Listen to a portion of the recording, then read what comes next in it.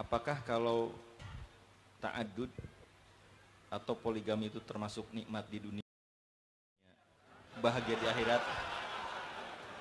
Masya Allah. Antum bacanya kok pelan-pelan. Coba yang keras, keras bacanya. Apakah kalau ta'adud atau poligami termasuk nikmat di dunia, bahagia di akhirat? Masya Allah.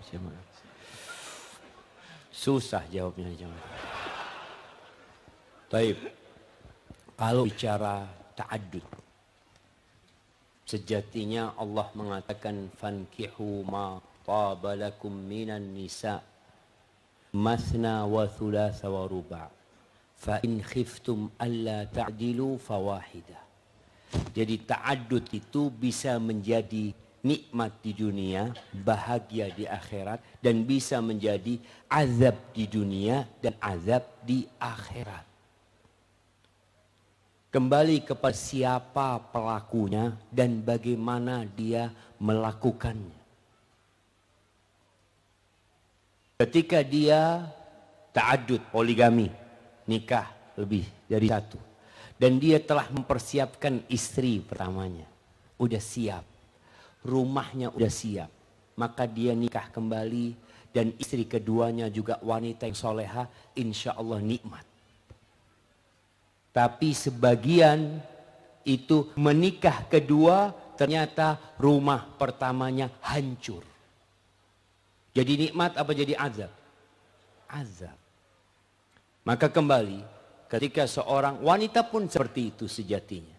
Ketika suaminya nikah kembali, bisa jadi nikah kembalinya suami ini, nikah kedua, ketiga, keempat yang nikmat buat dia. Ketika dia menerima, dia mengatakan ya Allah Ustaz, kalau memang takdirnya anak harus seperti ini, anak akan bersabar, karena sejatinya kehidupan gak lama. Besok, lusa, atau bulan depan anak akan mati. Tapi harapan anak mati, Allah ridho sama anak. Umpamanya seperti itu. Ketika dia tidak menerima ta'adud suaminya, yang ada berantem tiap hari. Ya. Makanya sampai ada teman yang ngomong, kalau mau nikah lagi tolong piring di rumah ganti. Piring seng semuanya. Jadi paling enggak ya 2-3 bulan lempar-lemparan seng seperti itu. Ketika tidak siap, maka buat teman-teman nih, ta'adud ini kalau diomongkan nikmat sekali ya. Anak kalau lihat ibu-ibu ya, ini rahasia bapak-bapak. Anak buka kan. Jadi bapak-bapak ini kalau di rumah senyum-senyum sama istrinya, padahal kalau kumpul sama teman-teman, gimana? Kapan nih kita mulai ini? Masya Allah. Semua ada yang pemburu janda katanya apa? Astagfirullahaladzim. Jadi sampai rumah, maka ingat, yang ingin ta'adud, jangan meniatkan untuk berbangga. Ketika Rasul SAW menyebutkan seorang yang bekerja, orang ini bekerja, kalau tujuannya untuk riya, untuk berbangga-banggaan, kata Rasul SAW, fahuwa fi sabili syaitan, maka dia berada di jalan setan. Jadi tolong benar-benar niatnya diluruskan, memang untuk ya kebaikan dunia dan akhirat, bukan untuk berbangga-banggaan dan antum memiliki kemampuan untuk berlaku adil. Kalau tidak, kata Allah, satu. Insya Allah bahagia. Tapi kalau mampu berlaku adil, silahkan. Silahkan apa enggak silahkan ibu-ibu? Ibu-ibu gak mungkin nyilahkan antum. Yang menyilahkan antum siapa? Allah mengatakan silahkan antum nikah gitu loh. Tapi kalau antum minta izin sama istri, ayolah saya kurang apa deh, masa nggak dikasih izin gitu kan? Mungkin istri mengatakan kalau engkau mau nikah lagi nggak apa-apa mas. Tapi ada satu syarat. Apa syaratnya jemaah? Nanti tanya sama istrinya. Nah, tafadhol. Jadi syaratnya harus berlaku adil, mampu berlaku adil. Dan ingat sekali lagi, ada orang yang tidak mampu. Jadi antum kalau dikomporin sama teman antum, ayo antum. Antum bukan dia. Dia mungkin mampu berlaku adil. Mungkin antum nggak mampu. Ada yang tidak mampu memanage konflik. Antum tahu rumah tangga Rasul SAW. Antum pikir nggak ada konflik di sana? Itu ribut istri-istrinya. Dan Nabi SAW pernah duduk di samping Aisyah radhiyallahu taala anha, datang putrinya Fatimah. Mengatakan tuh istri-istri yang lain tuh menuntut keadilan. Sampai seperti itu. Akhirnya Fatimah nggak bisa. Datang Zainab, itu Zainab mencaci maki Aisyah di depan Nabi SAW. Nabi itu cuma ngelihat. Ini Aisyah, itu istrinya juga. Rame ini. Setelah itu Nabi ngasih isyarat kepada Aisyah suruh jawab. Itu sama Aisyah dibantai nih Zainab. Sampai nggak bisa ngomong. Kata Nabi SAW, ini anaknya Abu Bakar Siddiq. Kayak gini. Jadi ribut di sana itu cuma. Maka tolong para suami harus siap menghadapi konflik yang ada. Bismillah, antum jalanin, semoga fid dunya hasanah wa fil akhirati hasanah wa qina azabannar. Barakallahu fikum. Fadhil Ustaz. Jazakallahu khairan Ustaz atas jawabannya. Pertanyaan kedua Ustaz. Ustaz, saya adalah seorang yang diuji dengan ketertarikan sesama jenis. Kira-kira apa yang harus saya lakukan? Apakah menikah merupakan solusi? Saya khawatir menyengsarakan istri saya kelak. Apa saya harus berterus terang dengan calon pasangan saya? Syukran. Subhanallah jemaah. Allah itu menciptakan Nabi Adam dan Hawa. Ini penyakit. Penyakit jemaah. Makanya Nabi Lut alaihissalam ketika menghadapi kaumnya, beliau itu sampai bingung. Beliau mengatakan kepada kaumnya, "Atatунal fahisha ma sabaqakum biha min ahadin minal alamin.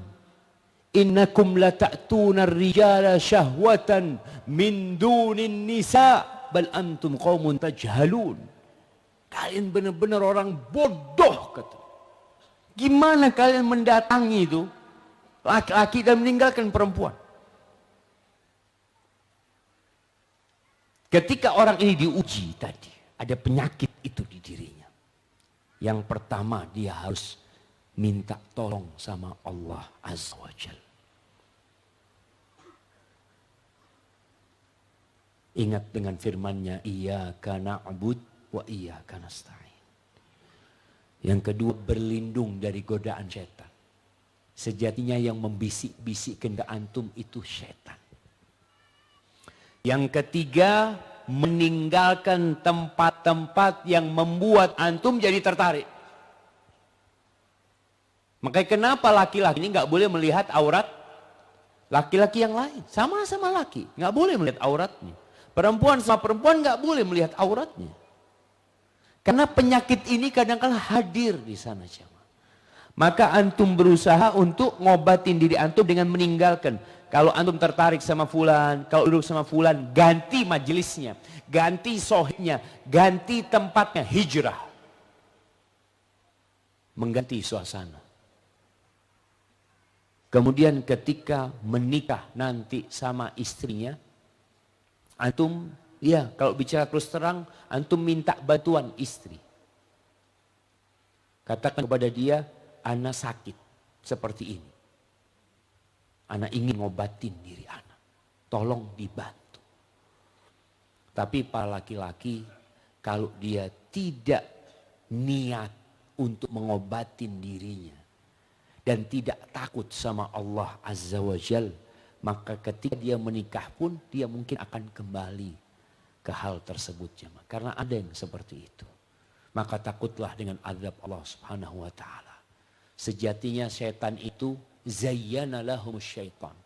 Kebodohan ini membuat manusia melihat yang buruk baik, yang baik buruk. Maka semoga Allah menyelamatkan antum dari penyakit tersebut dan membersihkan hati antum. Allahumma amin. Naam Ustaz, fadhil.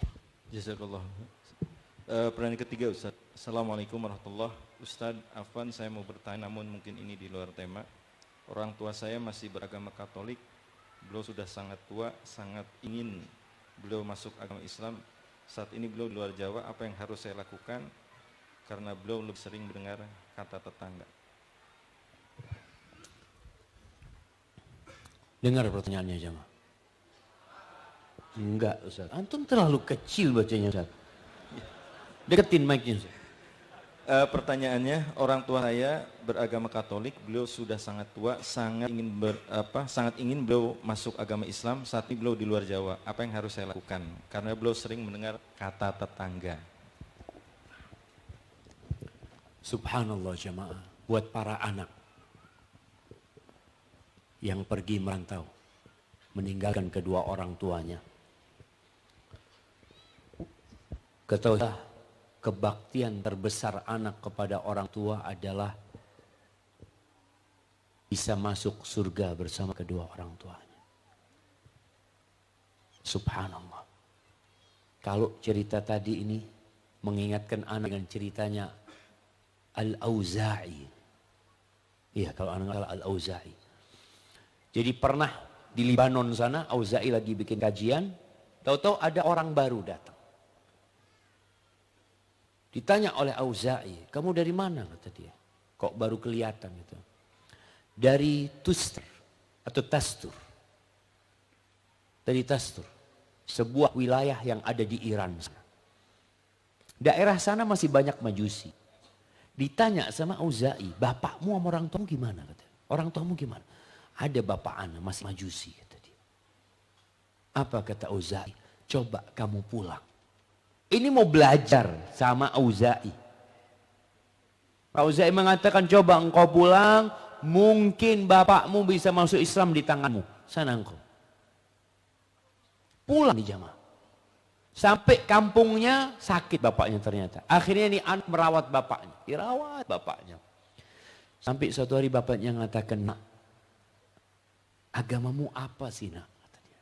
Engkau kok baik banget gitu. Karena seorang muslim dapat kewajiban berbakti tidak seperti agama lain. Akhirnya anaknya muslim, ayah. Apa tuh Islam nak? Diceritakan sama anaknya. Subhanallah. Bapaknya masuk Islam setelah itu meninggal dunia. Maka buat teman-teman yang merasa orang tua anak masih seperti ini, seperti itu. Engkau tinggalkan orang tuamu. Padahal Allah mengatakan wa in jahadaka ala an tusyrika bi ma laysa laka bihi ilm fala tuti'huma wa sahibhuma fid dunya ma'rufa. Kalau kedua orang tuamu memaksamu untuk melakukan kesyirikan yang enggak ada dasarnya itu, maka jangan taat kepada orang tua. Tapi Allah katakan wasahibhuma fid dunya ma'rufa. Temani keduanya dalam kehidupan dunia dengan cara yang baik. Suhbah itu menemani, jadi sahabat bersama orang tuanya dengan harapan orang tuanya bisa masuk Islam. Tetapi ketika antum jauh, antum katakan dia lebih suka mendengarkan ucapan tenaganya. Soalnya tenaganya, tetangganya yang kumpul sama dia jemaah. Antum nggak kumpul. Antum sesekali telepon, sesekali berjumpa. Sebagian setahun sekali berjumpa dengan orang tuanya. Tinggalkan tempat perantauan, antum datang ke orang tuanya, duduk berbakti sama orang tuanya. Terus berdoa semoga orang tuanya masuk Islam. Apalagi dikatakan sudah sepuh. Ustaz, kerjaan anak di sini, Ustaz, tinggalkan pekerjaan yang memberikan rizki kepadamu di Jogja, dia akan memberikan rizki kepadamu di kampung sana. Tapi kadang-kala kita nggak yakin sama Allah Jalla Jalaluhu. Ketika seorang niat berbakti kepada orang tuanya, insya Allah rizkinya dimudahkan, umurnya dipanjangkan oleh Allah. Maka buat teman-teman yang merantau, tolong kalau kondisi seperti tadi, engkau pulanglah. Pulang ke kampungmu, berbakti sama orang tuamu. Hadza wallahu a'lam bissawab. Pertanyaan berikutnya, Assalamualaikum Ustaz. Berulang kali saya daftar cari kerja, polisi, TNI, PNS. Kenapa kok nggak keterima-terima? Terima kasih Ustaz. Karena antum cari kerja. Berhenti cari kerja. Sekarang cari Allah Azza wa Jalla. Itu sering menggantungkan diri kepada manusia jemaah. Oh, anak punya teman, anak punya sohib, anak punya kenalan. Tapi antum lupa yang bisa memberikan pekerjaan kepada antum itu bukan teman antum, bukan sahib antum, tapi Allah Jalla Jalaluh. Innama amruhu idza arada syai'an an yaqula lahu kun fayakun. Antum nggak yakin kalau Allah mau kasih, Allah kasih. Makanya cerita seorang syekh yang dia lihat temannya ya, sudah 3-4 bulan dia cari kerjaan nggak dapat ya.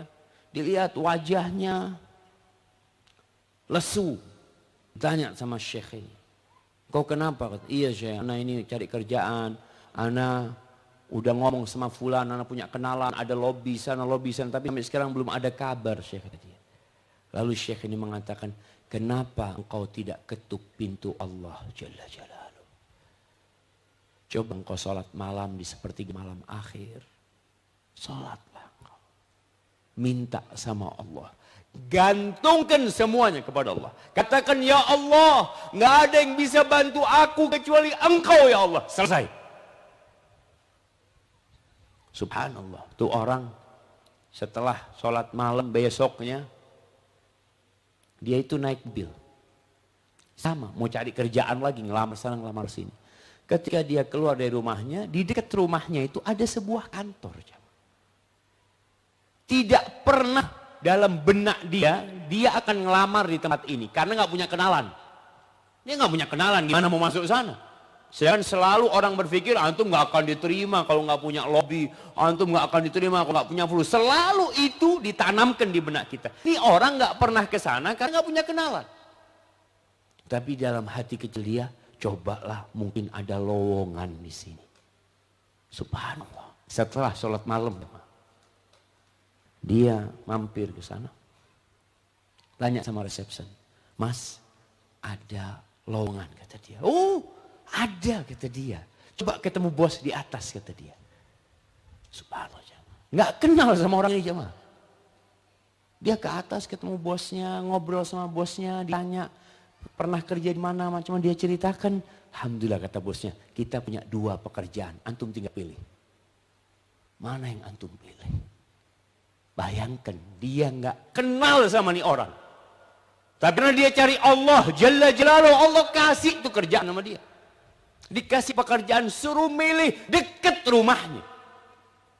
Dapat 3 hari dia ketemu sama gurunya. Kata gurunya ngelihat, wajahmu kok lain sekarang. Nggak seperti 3 hari yang lalu. Iya Syekh. Alhamdulillah ketika ana minta sama Allah, semuanya jadi selesai. Allah mengatakan fa inna ma'al usri yusra. Inna ma'al usri yusra. Sesungguhnya bersama kesulitan itu ada kemudahan. Bersama aja, Pak. Bukan sesudahnya. Allah katakan bersama. Ketika antum sedang sulit, itu kemudahan sedang jalan bersama kesulitan. Bareng dia jalan, jemaah. Tinggal kapan antum minta sama Allah Subhanahu wa taala, Allah berikan itu kemudahan. Tapi sebagian diuji. 1 tahun dikasih kerjaan, 2 tahun dikasih kerjaan, terus 4 tahun. Tapi ketika antum terus minta sama Allah, demi Allah, nikmat antum dekat sama Allah itu jauh lebih nikmat daripada antum dapat pekerjaan. Kok bisa Pak Ustaz? Antum lihat. Ketika orang belum dapat pekerjaan, dia bangun malam. Ketika terlilit hutang, Masya Allah, soft pertama di masjid. Anda mau lihat soft pertama, Masya Allah. Ini kayaknya pada punya utang semuanya, soft pertama. Ketika antum nggak punya utang, ketika antum usaha, Masya Allah, mapan, antum nggak lagi di soft pertama. Sebagian orang sudah soft ketiga, soft keempat, sebagian sudah jadi imam buat orang-orang yang masbuk. Udah dia hidupnya sudah nyaman, merasa aduh nggak apa-apa loh Ustaz, gimana banyak kerjaan ya, yang penting berjamaah ke masjid, macam-macam seperti itu. Antum kehilangan nikmat sholat malam ketika antum bisa merintih memohon kepada Allah Jalla Jalaluh. Antum kehilangan soft pertama. Maka ingat, yakin fa inna ma'al usri yusra. Inna ma'al usri yusra. Maka buat tadi yang susah cari kerjaan, tolong cari Allah antum sekarang. Dekat sama Allah. Tapi kan harus ikhtiar usaha. Iya, antum kan sudah ikhtiar usaha. Antum tiap hari keluar rumah. Wah subhanallah, kalau bicara pekerjaan jamaah. Ada orang yang tahu-tahu ditelepon sama sohibnya dikasih pekerjaan. Ada teman di PHK, nggak dalam bayangan dia ditelepon sama sohibnya. Siapa yang nyuruh tuh temennya telepon dia? Berbulan-bulan nggak pernah telepon jamaah. Siapa yang menggerakkan harinya untuk telepon? Rabbul Alamin. Kita selalu mengatakan iyyaka na'bud wa iyyaka nasta'in. Lalu antum masih belum yakin. Hadza wallahu a'lam bissawab.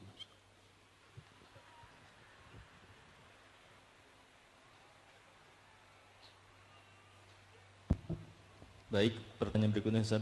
Assalamualaikum warahmatullahi wabarakatuh. Jazakallahu khairan Ustaz atas pemberian ilmunya. Afwan Ustaz, saya telah berzina dengan seorang akhwat dan kami sudah pisah. Tapi hati terkadang masih inginkan dia. Amalan apa yang baik untuk memperbaiki hati saya? Jazakallahu khairan.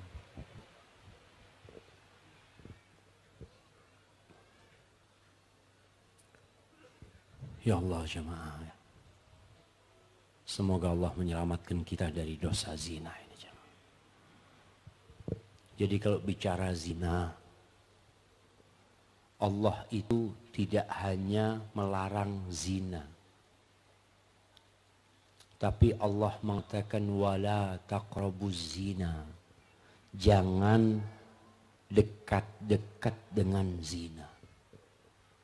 Karena kalau sudah dekat akan berzina. Sedangkan kita melihat ya kehidupan masyarakat di negeri kita ini banyak pintu-pintu zina yang memang dibuka. Contohnya, kenapa kok dipisah laki sama perempuan? Karena nggak boleh dikumpulin. Apalagi mereka yang sudah baligh. Akan tergoda. Tuh anak-anak SMA. Laki perempuan kumpul. Kuliah laki perempuan kumpul. Oh enggak Ustaz, hatinya terjaga. Siapa yang bilang? Antum coba tuh cek di Kementerian Kesehatan. Di Komite Perlindungan Anak. Tahun 2013 62,7% tuh remaja melakukan seks bebas. 62,7%. Karena lingkungannya membantu mereka untuk itu. Liburan kemana, tamasya kemana, berdoa sama perempuan. Maka Allah tutup celah untuk perzinaan itu jamaah. Kenapa sih laki perempuan harus sekolah bareng? Kenapa laki sama perempuan SMA, SMP harus bareng? Emangnya kalau laki perempuan bareng, Ustaz, IQ-nya semakin tinggi Ustaz. Jadi kalau bareng itu jawab soal semakin bagus Ustaz. Oh gitu. Di mana penelitiannya? Antum lihat tuh di Jakarta ada sekolah namanya Canisius, punya yang Katolik. Sejak zaman Belanda. Sejak tahun 1927 atau 30. Itu mereka dirikan sekolah khusus laki-laki. Katolik jemaah, bukan Muslim. Mereka berpikir dunia. Karena memang harus dipisahkan supaya serius sekolah. Antum kalau laki-laki sekolah sama perempuan serius enggak jemaah? Pagi Masya Allah, rambut. Kata bapaknya, kamu ini mau kemana? Kata dia. Oh sekolah ayah. Jam 7 harus nyampe. Masya Allah. Coba laki semuanya. Sekolahnya laki semuanya. Nggak ada pakai sarung. Mungkin berangkat sekolah.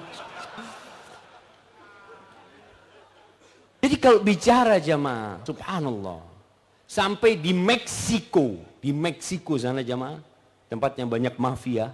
Itu bis perempuan khusus perempuan. Jauh sebelum di Jakarta itu ada busway yang mengatakan khusus perempuan, ada gerbongnya untuk perempuan. Meksiko udah duluan. Kalau bicara dunia mereka tahu ini nggak bisa dikumpulin. Apa faedahnya dikumpulin? Baik, anak kasih hadiah. yang bisa menyebutkan apa manfaatnya kalau laki perempuan kumpul satu kelas? Ya, antum berdiri. Antum kumpul satu kelas sama perempuan? Iya. Berdiri.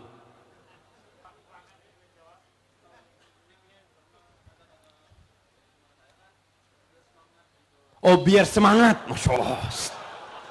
Terus, semangat apa? Semangat belajar, semangat ingin dilihat perempuan? Oh, yang penting semangat-semangat pokoknya, iya. Kemudian nilainya bagus, Masya Allah, jemaah. Oh, jadi cewek yang ngerjain tugasnya, Masya Allah. Jadi ngerjain cewek ceritanya Ustaz. Lihat nih, dikerjain sama yang laki-laki, Masya Allah. Ustaz, ayo maju ke depan. Antum belum nikah kan? Kasihkan ke orang tuanya ini. Iya, maju ke depan antum. Mulai besok jangan kumpul lagi sama perempuan sekolahnya. Kasih. Wallahi jamaah. Itu kita tuh darurat seks bebas. Itu 2013 seperti itu. Karena memang kumpul laki perempuannya. Mau berzina di kelas, berzina di kamar mandi, berzina di kebun, berzina di mana. Itu terbuka seperti itu. Jadi kalau dikatakan tadi manfaatnya apa, antum bisa lihat yang sekolahnya itu sekolah yang khusus laki, orangnya jadi semua. Orang yang serius mereka. Kalau tadi katakan kalau ada yang cewek suruh ngerjain tugas ya atau apa, seperti nggak ada, ini ngerjakan kerja sendiri semuanya. Maka tolong kita mulai berpikir. Secara agama Allah mengatakan wala taqrabuz zina. Kalau bicara secara logika dan dunia semua masuk. Kenapa harus dikumpulin? Coba yang laki-laki, perempuan-perempuan semua serius belajar di sekolah. Nanti lulus SMA, sama-sama laki lulus SMA, perempuan lulus SMA, ketemu kawin. Selesai. Tapi kalau tadi dikatakan dia berzina akhirnya dengan akhwat. Ada orang tua yang mengatakan kepadanya, nak jangan berzina. Betul. Tapi dia berada di lingkungan yang membuat dia berzina. Seperti cerita orang tua yang melemparkan anaknya ke kolam. Lalu sang ayah mengatakan, Iyaka antabtalla bil ma. Hati-hati jangan sampai basah. Anak, iya, gimana? Lemparin ke kolam terus jangan basah. Ketika lingkungannya tidak baik, lalu katakan kau jangan jadi orang gak baik. Lingkungannya gak baik. Maka buat itu ikhwan, bertobatlah kepada Allah dengan taubatan nasuha. Engkau ingat dengan dosamu. Seharusnya kau itu didera 100 kali dipecut. Ketika seorang belum menikah berzina. Alhamdulillah Allah tutupin perzinaanmu. Nggak ada yang tahu. Tapi jangan sampai engkau mengulanginya kembali. Putus. Sudah. Perbaiki dirimu. Hubunganmu dengan Allah Subhanahu wa ta'ala. Kalau engkau mau menikah, carilah wanita yang soleha. Kalau tuh perempuan yang tadi itu sudah bertobat pula, maka silahkan dia. Kalau enggak, mungkin dia berzina dengan orang lain lagi. Sebagaimana engkau kalau enggak tobat, mungkin kau berzina dengan orang lain lagi. Allah jemaah, kita perlu meredam nafsu kita. Allah mengatakan wa amma man khafa maqama rabbih wa nahan nafsa 'anil hawa fa innal jannata hiyal ma'wa. Siapa yang takut dengan persidangan kelak di mana dia akan dihadapkan di hadapan Allah Subhanahu wa taala dan dia tahan nafsunya dari keinginannya, maka surga bagi dia. Tahan. Wallahi kenikmatan zina itu kenikmatan sesaat, tapi engkau akan merasakan azab. Engkau kira orang yang berzina, berangkat ke pelacur sana, pelacur sini, merasakan kenikmatan. Wallahi sebenarnya beban dosa yang ada di hatinya, itu jauh lebih dahsyat daripada kenikmatan yang dia rasakan. Na'udzubillah min dzalik. Hadza wallahu a'lam bishawab. Pertanyaan berikutnya, Ustaz. Dulu saya pernah beli barang curian. Sampai saat ini barang itu masih ada di tangan. Bagaimana cara membersihkannya, Ustaz? Masya Allah jemaah. Barang curian ini tidak akan pernah bisa dibeli. Karena barang itu bukan milik orang tersebut. Itu barang milik orang lain. Maka tugas antum mengembalikan kepada pemiliknya. Antum datang ke pencurinya, bukan pencurinya, kepada penadahnya ya. Penadahnya datang, ini ana beli di sini, ini punya siapa barang ini. Kalau bisa diketahui pemiliknya, maka antum balikan ke pemiliknya. Tapi kalau nggak bisa, ya sudah antum kasihkan kepada orang, dan suatu saat ketika antum berjumpa dengan pemiliknya, antum ganti kepada pemiliknya. Karena barang itu tetap milik orang lain. Hadza wallahu a'lam bissawab. Berikutnya Ustaz, bagaimana menyikapi seorang suami yang egois pada istrinya, mau menang sendiri supaya istri tersebut tidak terjerumus dalam dosa karena tidak bersyukur pada suami? Apakah tetap harus diam dan tetap mendoakan suami? Masya Allah. Memang laki-laki ini ya ada egoisnya. Kenapa? Pemimpin. Anak komandan di rumah. Betul. Allah mengatakan ar-rijalu qawwamuna 'alan nisa. Lelaki-lelaki adalah pemimpin bagi para wanita. Jadi para wanita harus taat dan patuh dengan suami. Tapi kalau mau menang sendiri, ya anti ngalah. Kalau bicara menangan jamaah, yang ada berantem dalam rumah. Anda tanya sama ibu-ibu. Ibu-ibu ingin berantem sama suaminya, atau ingin senang hidupnya? Bu-ibu, ya kalau dizolimin nggak bisa Ustaz, bela diri. Ada perempuan seperti itu. Maka harapan anak perempuan ini memiliki kekuatan yang membuat suaminya itu bisa tunduk sama dia. Punya perempuan itu kekuatan. Antum tahu Fir'aun. Siapa yang tidak kenal dengan Fir'aun dan kebengisan? Setiap bayi laki-laki yang lahir ke dunia ini disembelih oleh Fir'aun di Mesir sana. Disembelih hidup-hidup. Bayi lahir sembelih. Ketika datang bayi Musa alaihi salam ke istana Fir'aun. Fir'aun ingin membunuhnya. Apa kata istrinya? La taqtuluh asa ayyan fa'ana aw nattakhidahu walada. Mungkin dia bermanfaat buat kita atau kita angkat jadi anak. Fir'aun bunuh enggak Nabi Musa? Dia bunuh ratusan ribuan karena istrinya yang minta, enggak jadi dia bunuh. Berarti Fir'aun bisa tunduk sama istrinya. Masa ibu-ibu tidak bisa menundukkan suaminya? Bagaimana menundukkan suami? Jangan pernah suami lapar. Itu yang pertama. Karena lapar ini membuat emosi. Ketika suami datang ke rumahnya, usahakan dia yang membukakan pintu. Ada suami masuk rumah, Assalamualaikum. Assalamualaikum. Istrinya sambil main handphone, oh sudah datang mas. Astagfirullah. Suami ini istrinya siapa ini ada di sini? Maka ketika suami datang, tolong ada di pintu. Kemudian apa sih? Istri ini tahu masalahnya suami mana. Kapan suami marah, istri tahu. Dia udah bertahun-tahun. Karena anak sering dapat curhatan perempuan, selalu masalahnya sama. Perempuan mengatakan, Ustadz masalahnya remeh Ustadz. Alhamdulillah. Masalahnya remeh. Kenapa diperbesar? Ya itu suami nggak mau tahu. Kok suami nggak mau tahu? Masalahnya cuma kopi Ustadz, kurang gula, marah-marah. Anti mulai bikin kopi, taruh gula di sebelahnya. Suami kata, ini kurang gula. Bang, gulanya. Oh ya. Biar dia ngudek sendiri itu suami. Jadi bikin suami nggak bisa marah. Kalau mau menangnya sendiri umpamanya wajar. Dia itu merasa pemimpin, komandan, taati perintahnya. Kalau anak nangis, suami manggil, yang mana dulu yang diselesaikan? Ibu, anak nangis, suami manggil. Ngurusin anak pak suami? Tuh anak kan ibu. Gini nih perempuannya.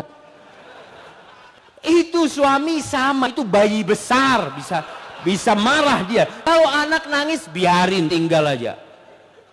Dia nangis lama-lama berhenti nih. Tapi kalau suami sampai malam urusannya. Maka tolong usahakan. Kalau anak nangis jangan ngomong, Mas Afwan ngurusin anak. Jangan. Anaknya tinggal. Iya mas. Nanti suami akan tahu. Itu anak kok nangis? Saya nak urusin anak dulu. Oh Masya Allah. Tapi usahakan istri itu tadi. Udah tahu suaminya egois. Udah tahu mau menang sendiri. Usahakan ditutup segala celah. Mau keluar rumah, mau ke warung. Kadang-kala nih suami sama istri ribut urusan warung. Mau kemana sekarang? Warung sana. Oh lebih baik warung sini, warung sana. Ribut di mobil. Akhirnya diem-dieman jemaah. Nggak jadi makan di warung nanti. Ketika mau ke warung katakan kepada suami, Bang, di mana abang pergi? Anak selalu di samping abang. Selesai urusannya. Barakallahu fiik. Mungkin seperti itu. Ya, berikutnya Ustaz. Assalamualaikum Ustaz. Bagaimana jika kita sudah diberi harapan untuk dinikahi, tetapi akhirnya harapan itu palsu? Masih ada lanjutannya. Dia memilih akhwat lain Ustaz. Padahal saya benar-benar nunggu dan sedang belajar memperbaiki diri. Sebelumnya dia sering nge-share kajian Ustadz Syafiq dari YouTube. Ya. Yang temanya tentang pernikahan yang membuat saya benar-benar baper Ustadz. Masya Allah. Tolong beri pencerahan Ustadz. Saya belum bisa move on dan sulit move on Ustadz. Masya Allah. Masya Allah. Jadi ini buat para akhwat hati-hati. Banyak serigala berbulu domba. Masya Allah. Ada orang-orang yang Masya Allah foto sama Ustadz Syafiq. Langsung dia kirim ke akhwat nih, anak ngaji sama Ustadz Syafiq. Masya Allah. Supaya diterima dia nge-share. Bagus. Kita berbagi ilmu itu bagus. Tapi buat perempuan. Ketika anda melihat lelaki itu memilih akhwat lain. Husnudzon sama Allah. Mungkin dia nggak pantas untuk menjadi suami anti. Mungkin dia nggak pantas untuk menjadi imam di rumah anti. Mungkin dia nggak pantas untuk menjadi bapak buat anak-anak anti. Insya Allah, Allah kasih ganti yang lebih baik buat anti. Jemaah, kita nggak tahu mana yang baik buat kita. Kita tidak tahu mana yang baik buat kita. Tapi kita tahu mana yang kita sukai dan mana yang kita benci. Kita tahu itu. Makanya Umar bin Khattab radhiyallahu anhu mengatakan, aku nggak peduli besok itu aku dalam kondisi yang aku sukai atau yang aku benci. Kenapa Umar kau mengatakan itu? Karena aku nggak tahu kebaikan itu di mana.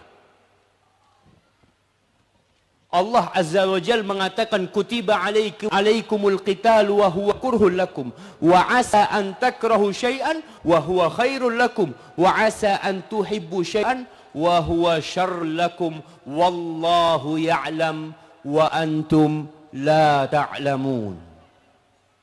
Diwajibkan sekalian berperang di jalan Allah dan kalian benci dengan hal itu.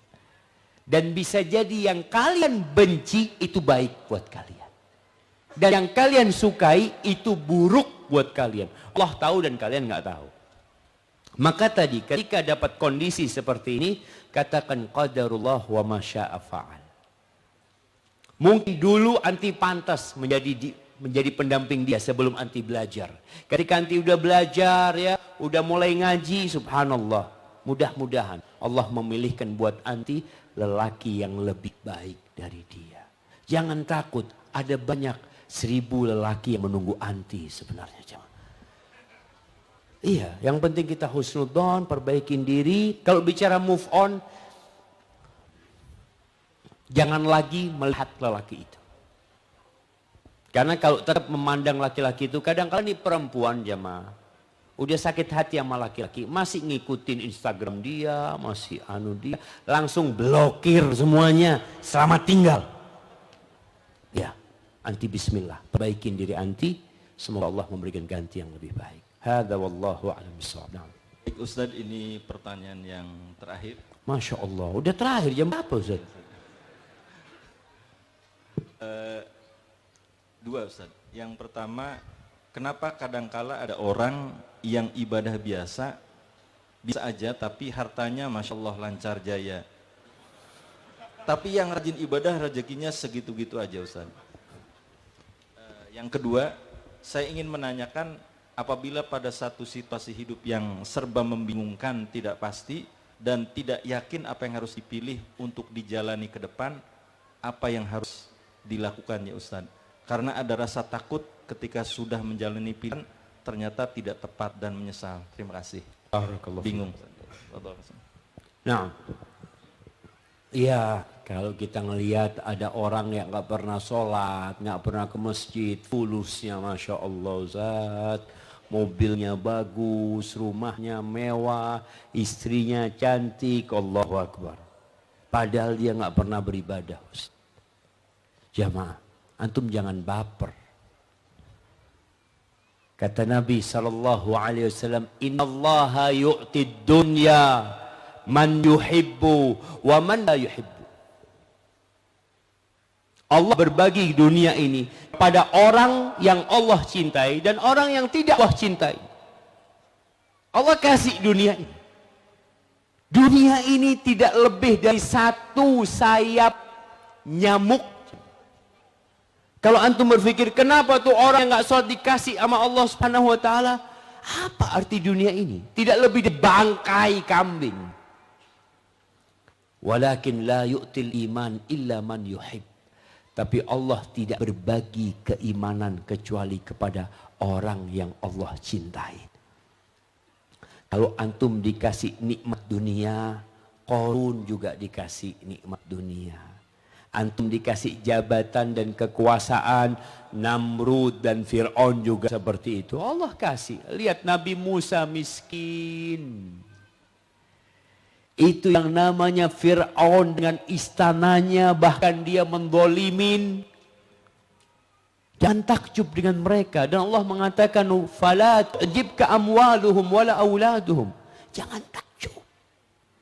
Kenapa? Innama yuridullah liyu'adzibahum biha fil hayatid dunya. Allah tuh mau mengazab mereka dalam kehidupan dunia. Dengan apa? Dengan anak dan hartanya.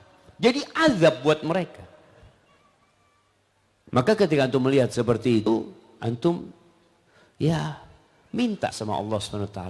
Jangan pelit, jangan hasut, jangan iri dan jangan dengki. Antum perbaiki hubungan antum sama Allah SWT. Dan Allah tidak berbagi keimanan kecuali kepada orang yang Allah cintai. Dan jamaah, Ibnu Mas'ud meriwayatkan sebuah hadis. Inna Allah la yahmi abdahu dunya. Allah itu menyelamatkan hambanya dari dunia. Dia itu kepingin dunia. Dia ingin dunia. Tapi Allah selamatkan. Nggak dikasih sama Allah. Seperti sebagian orang di antara kalian bagaimana ketika keluarganya nggak dikasih makanan yang enak-enak. Keluarganya yang sakit, nggak dikasih ini, nggak dikasih itu. Seorang ayah kadangkala anaknya batuk, nggak dikasih es krim, nggak dikasih permen. Seperti itu Allah menyelamatkan kalian di dunia. Allah sayang sama kalian. Oleh karena itu di hadis yang lainnya Rasulullah SAW mengatakan, "Idza ra'aitallaha yu'til 'abda ala ma'asihi ma yuhib, annahu istidraj." Kalau engkau melihat Allah menumpahkan rizkinya, memberikan rizkinya, nikmatnya kepada seseorang yang berlaku kemaksiatan, dikasih. Yang dia inginkan dia dapat. Yang dia sukai dikasih. Maka ketahuilah itu istidraj. Diulur sama Allah. Kemudian Nabi SAW membaca firman Allah. Falamma nasu ma dzukiru bihi. Fatahna alaihim abwaba kulli syai hatta idza farihu bima utu akhadnahum baghtah fa idza hum mublisun. Tuh kata Allah, ketika orang-orang itu lupa dengan peringatan-peringatan, kasih peringatan, mau dikasih musibah, tabrakan, sakit tapi enggak kembali kepada Allah SWT. Akhirnya Allah bukakan segala pintu buat dia, jemaah. Sampai orang ini bereforia, gembira dengan apa yang dia dapat, Allah cabut nyawanya. Ketika itu mereka menjadi orang-orang yang menyesal. Maka ingat, ukuran kebahagiaan bukan harta. Ukuran kecintaan Allah bukan harta, tapi iman dan amal soleh. Adapun pertanyaan yang terakhir tadi berkaitan dengan orang yang bingung. Allah Subhanahu wa taala mengatakan kepada nabinya, "Wasyawirhum fil amr." Musyawarah. Musyawarah, kalau antum mau memilih satu dari dua hal, musyawarah, tanya sana, tanya sini kepada orang-orang yang cinta kepada antum. Setelah itu istikharah, minta pilihan dari Allah Subhanahu wa taala. Setelah antum dapat pilihan, fatawakkal, fa idza azamta fatawakkal 'ala Allah. Setelah antum berazam, udah serahkan sama Allah Subhanahu wa taala. Kalau ternyata gagal, ana sudah istikharah Ustaz, ana udah musyawarah, gagal. Memang Allah ingin antum gagal ketika itu. Kenapa Ustaz? Supaya antum kembali kepada Allah Subhanahu wa taala. Allah sediakan yang lainnya. Belajar dari anak panah jamaah. Antum tahu anak panah itu. Anak panah itu ditarik mundur ke belakang untuk melesat ke depan. Kadangkala antum harus mundur beberapa langkah agar antum bisa maju ke depan. Maka dalam kehidupan ini selalu optimis. Ihris ala ma yanfa'uka wasta'in billah wala ta'jaz. Semangatlah untuk meraih semua yang bermanfaat, antum ambil. Pajak. Dan minta tolong sama Allah. Jangan bersandar kepada diri antum, minta tolong sama Allah Subhanahu wa taala. Wala ta'jaz, dan jangan jadi orang yang lemah, yang putus asa. Fa in sabaka syai', kalau engkau tertimpa sesuatu. Kadang-kadang sebagian wanita subhanallah udah istikharah ya menikah, ternyata dia harus bercerai. Kalau engkau tertimpa sesuatu, jangan cari kambing hitam. Jangan mengatakan andai kata, la, katakan qadarullah wa ma syaa fa'al. Itu takdir Allah dan Allah berbuat sekehendaknya. Karena kata andai kata itu akan membuka peluang buat setan, pintu setan untuk menyesatkan kita, maka hendaklah kita menyerahkan semuanya kepada Allah Jalla Jalaluh. Jamaah, mungkin itu yang bisa ana sampaikan. Semoga bermanfaat buat kita semua. Hendaklah semua yang ingin nikmat di dunia, bahagia di akhirat, terus belajar menuntut ilmu, cari jalan-jalan yang bisa mengantarkan antum kepada kebahagiaan dunia dan di akhirat. Wassallallahu ala nabiyyina Muhammadin ala alihi wa sahbihi wasallam. Assalamualaikum warahmatullahi wabarakatuh.